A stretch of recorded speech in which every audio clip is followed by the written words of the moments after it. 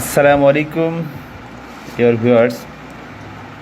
ছুটির দিন মানেই আমাদের বাগান নিয়ে নানা আয়োজন, নানা কিছু।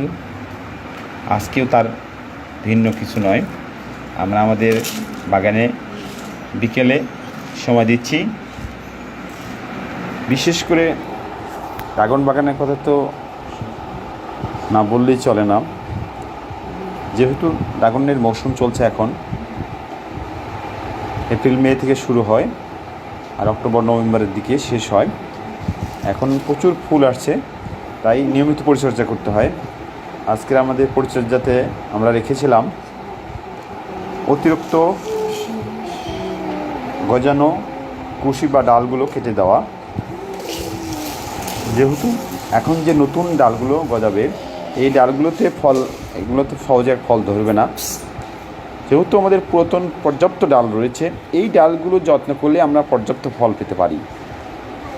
তাই এই নতুন গজানো ডালগুলো অতিরিক্ত বাড়িয়ে দিয়ে ডালগুলোর খাদ্যের পুষ্টির অভাব দেখা দিবে। তাই আমরা এই ডালগুলো দ্রুত সাথে সাথে কেটে দিব।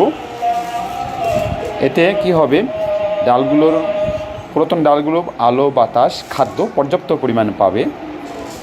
আর পর্যাপ্ত পরিমাণে আলো বাতাস খাদ্য পেলে তো ফল ভালো হবে, এটা সবাই জানি আমরা। আলো বাতাস খাদ্য পুষ্টি এগুলো দিয়েই তো আমাদের কৃষি। আমরা দেখেন আমরা যেখানেই আমরা ছোট ধরনের কুশি বা ডাল পাচ্ছি, সেখানে আমরা কেটে দিচ্ছি। এগুলো আমাদের কাটতেই হবে। আমাদের এগুলো না কাটলে অনেক ক্ষতি হয়ে যাবে। নতুন ফুলগুলো পুষ্টির অভাবে ঝরে যাবে। তাই আমাদের এটা খুব জরুরি বিষয়। আমরা এখন দু একদিন পর পর এই নতুন গজানো ডাল কেটে দিচ্ছি। আর সার পুষ্টির বিষয়গুলো নজর রেখেই আমরা সারও দিচ্ছি। কিন্তু ডালগুলো আমাদের কাটা এখন খুবই জরুরি। আমাদের দেখতে পাচ্ছেন যে যেখানে আমরা এত পরিমাণে ডাল গজাই, আমরা একদিন বা দুদিন পর পর করে ডাল কাটলেও আবার দেখা যাচ্ছে নতুন করে কুড়ি গজাচ্ছে, ডাল গজাচ্ছে। এগুলো যেন লেগেই আছে। আমরা এগুলো বারবার গজাচ্ছে। এই ডালগুলো থেকেই আমাদের পুরাতন ডালগুলোকে আলাদা করে এদের পুষ্টির সরবরাহ পর্যাপ্ততা রাখতে হবে। আমাদের পুরো বাগানের যেখানেই আমরা পাচ্ছি, এই দেখেন এখনও কাটলাম।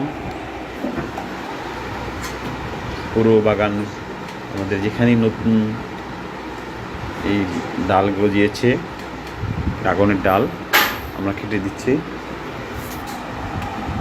এই যে দেখতে পাচ্ছেন আমাদের ফুল এসেছে, নতুন ফুলগুলো।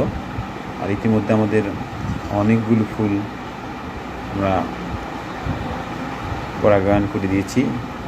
অনেকগুলো ফলও বড় হচ্ছে। আপনারা দেখতে পাচ্ছেন ফলগুলো ক্রমেই বড় হচ্ছে, আলহামদুলিল্লাহ।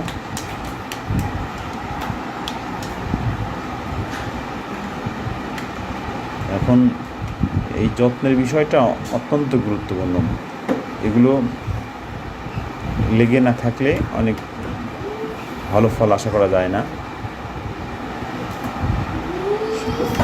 শুধু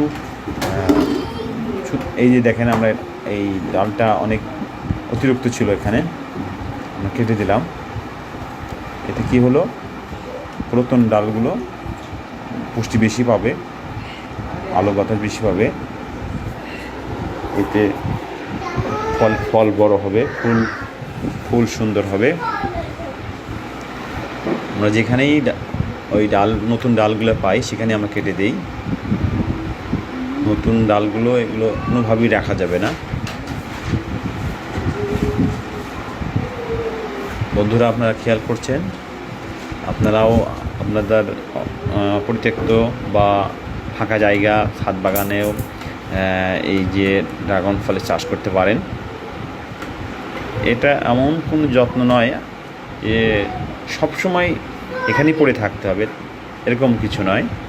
প্রয়োজনের সময় কিছু পানি, কিছু পাউশ, মাটি এগুলো সংগ্রহ করে, এর পর্যাপ্ত আলো, ড্রাগন গাছে পর্যাপ্ত আলো প্রয়োজন হয়।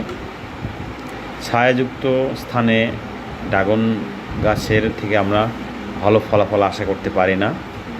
আমরা ইতিমধ্যে দেখেছি আমাদের বাংলাদেশে রাতের বেলাও আলোর জন্য, আলো পর্যাপ্তর জন্য বৈদ্যুতিক বাল্ব দিয়ে ড্রাগন চাষ করা হচ্ছে। আপনারা নেটে সার্চ দিলে খুঁজে পাবেন।